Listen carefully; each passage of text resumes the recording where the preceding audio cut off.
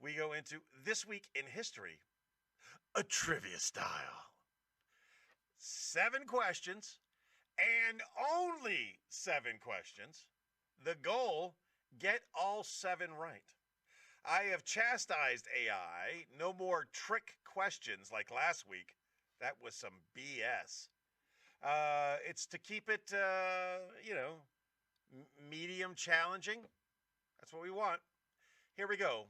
Question number 1.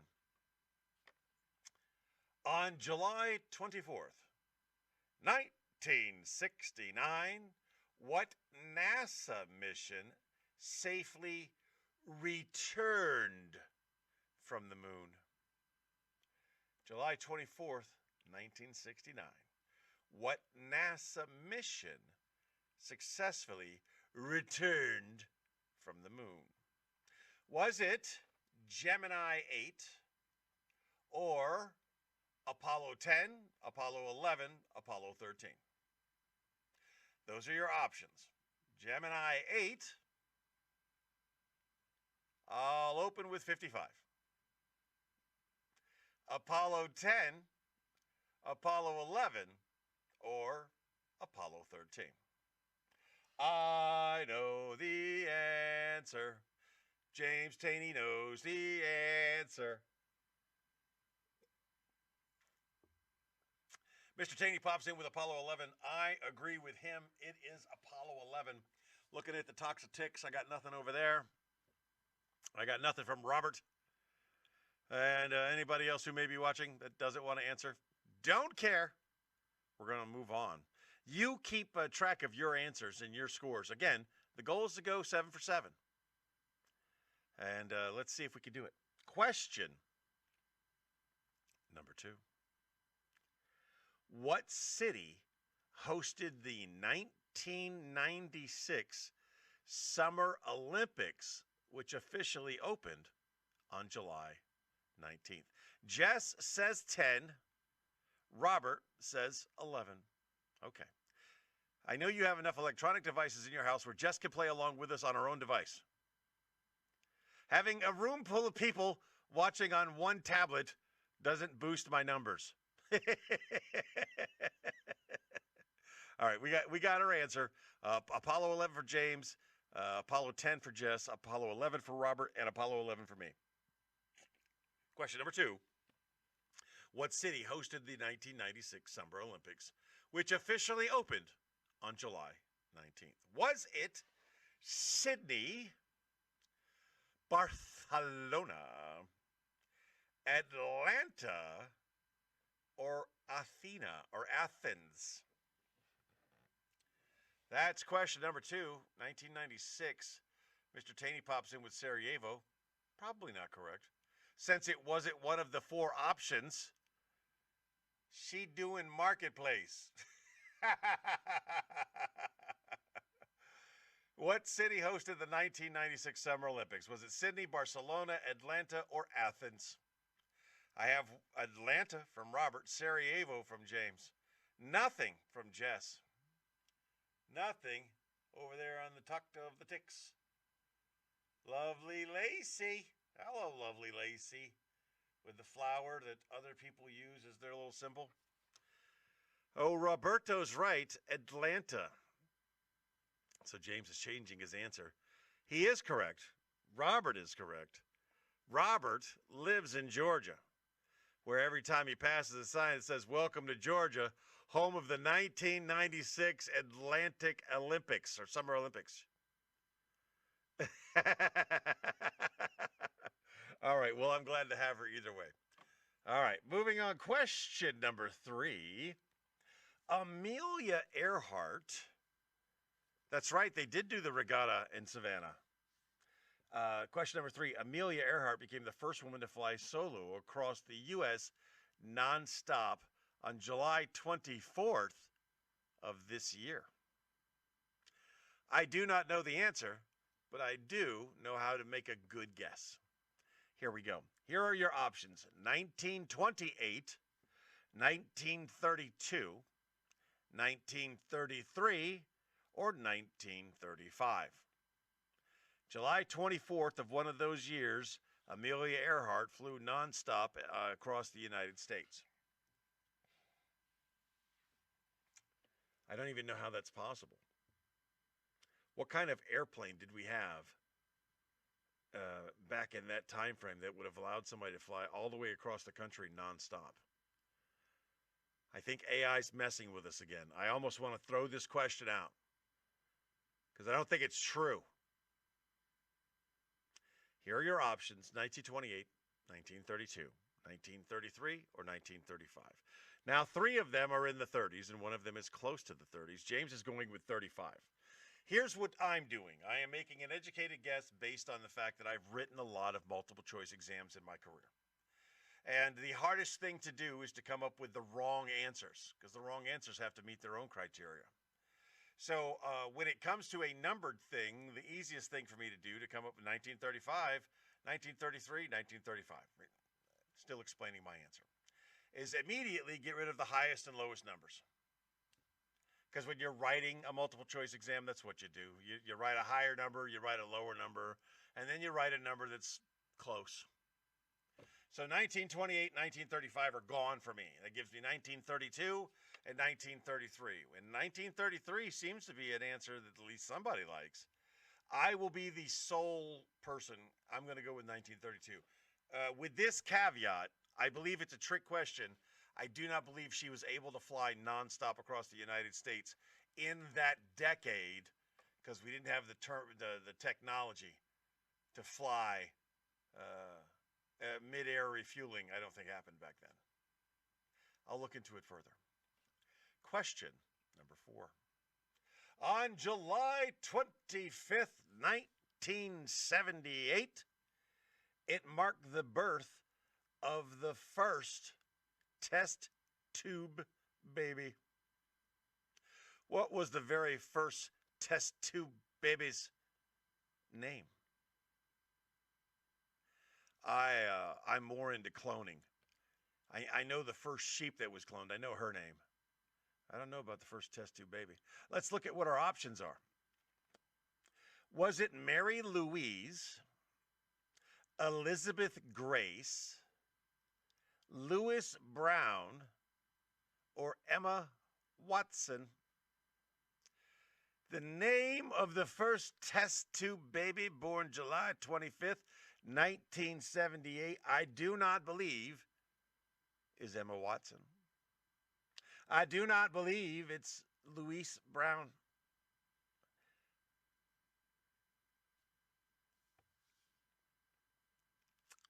I don't need you to tell me what nonstop means, sir. Nonstop means no stops.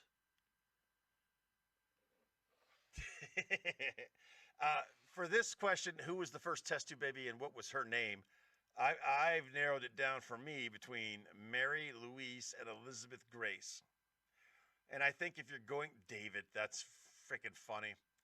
I'm going to go with Elizabeth Grace on this one. I do not know the answer. It's just a guess. Harmony's Granger. Mary Louise is what Jess is saying. Okay. Well, we'll see if you're right soon. Question number 5. On July 26, 1945, what demand did the Allied powers make for Japan's unconditional surrender in World War II? What demand did the Allied powers make for Japan's unconditional surrender? Mary Louise, Mary Louise, Mary Louise. I see your answers. Your answers have been annotated. Good for you. I am confused equally by this question. July 26, 1945, what demand did the Allied powers make for Japan's unconditional surrender in World War II? Here are your options. The Tokyo Protocol, the Pearl Harbor Papers, the Potsdam Declaration, or the Surrender Accord. I don't know anything about this at all. I know a lot about the surrender of Japan. I know why MacArthur was dressed the way he was dressed. I know why they did it on the ship. I know a lot of things about this. But I don't know what demand did the Allied powers make, and if it was a demand, why it had Viagra? Funny. Glow in the dark, also funny. And if they did have a demand, why would they call it these things? These things make no sense. First of all, I believe we can eliminate the Pearl Harbor Papers and the Potsdam Declaration. I believe we can eliminate those right off the top. I don't think that the Surrender Accord and the Tokyo Protocol both kind of make sense. James would go with the Surrender Accord, and I'm going to agree with him. I just don't like the way the question was worded. But I also don't feel like arguing with ChatGPT anymore today. So James is going to go with the Surrender Accord. I'm going to go with the Surrender Accord. I'll wait for your other answers, but we're moving on in between. On July 23rd, 1999, no, it just says July 23, 1999, saw the tragic crash of a plane carrying what member of the Kennedy family? Surrender Accord, Honda Accord, very funny. July 23rd, 1999, one of the Kennedys died in a plane crash. Which one was it? Jessica's going with Tokyo. Noted. Was it Robert F. Kennedy Jr.? Was it Ted Kennedy? Was it Caroline Kennedy? Or was it John Fitzgerald Kennedy Jr.?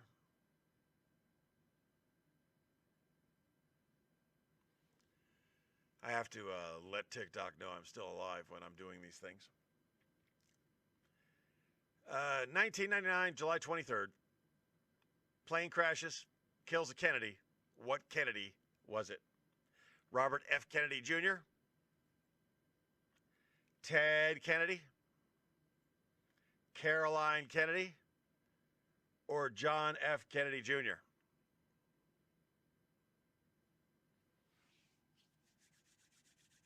I can see him. I know his face. He founded George Magazine.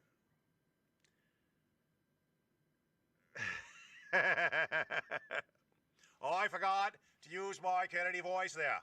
But oh, I'm sorry. This was a very sad day for the Kennedy family, July 23rd, 1999. One of us died.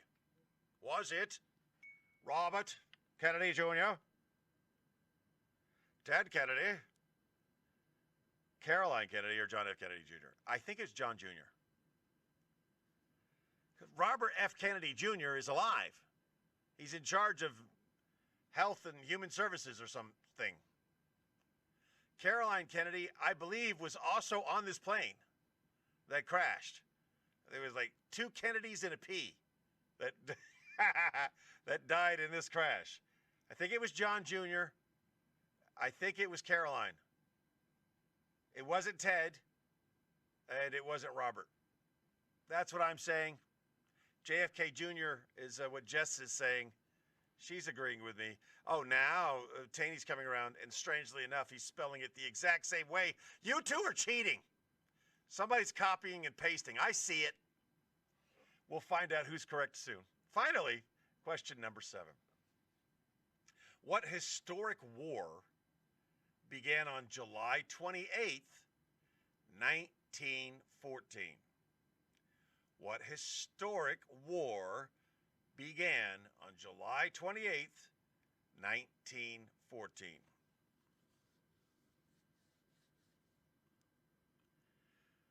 Was it the Civil War? Was it the Korean War? Was it World War I or World War II?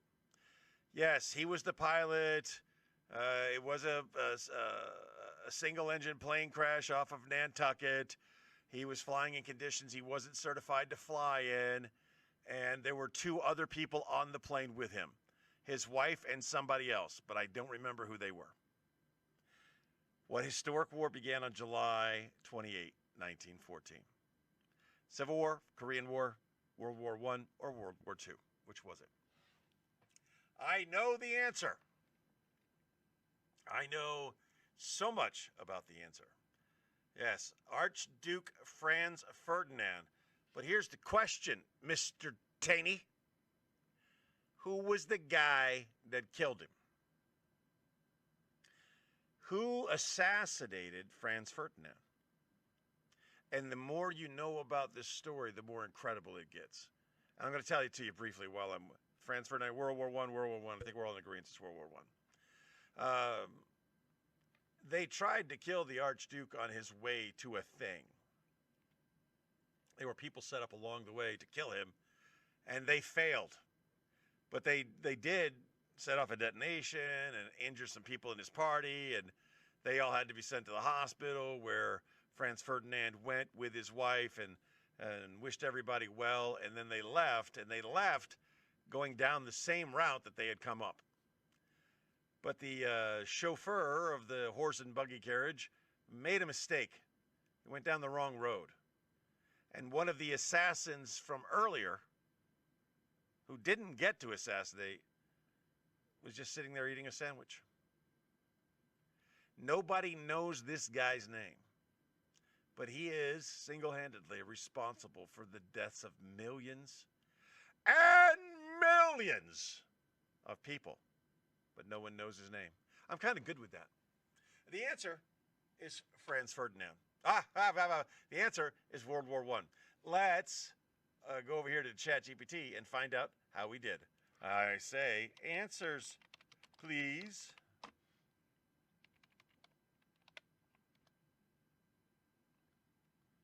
No, it's not war. What is it good for? It's war. Huh! Good God, y'all.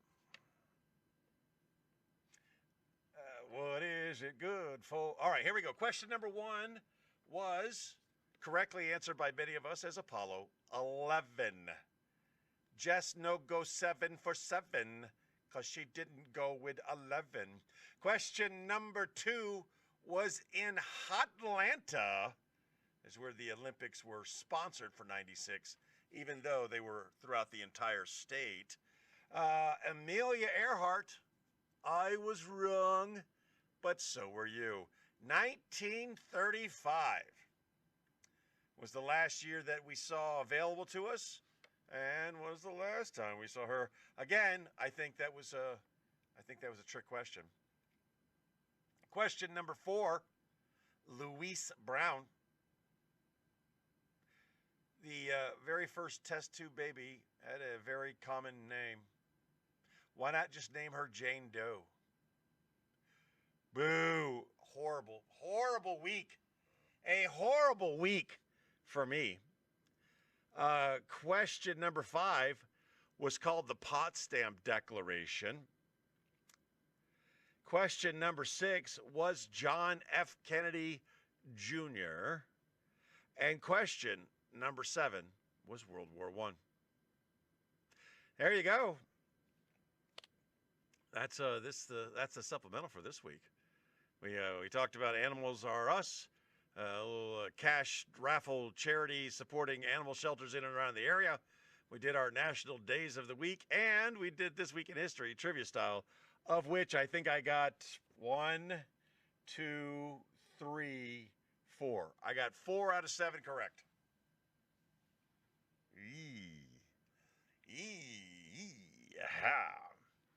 All right, with that being said, thanks for playing along. Thanks for watching. I always hope you have a good time. I remind you today, as I remind you every day, just be the best person that you can be. And if you're a great person today, be an even better person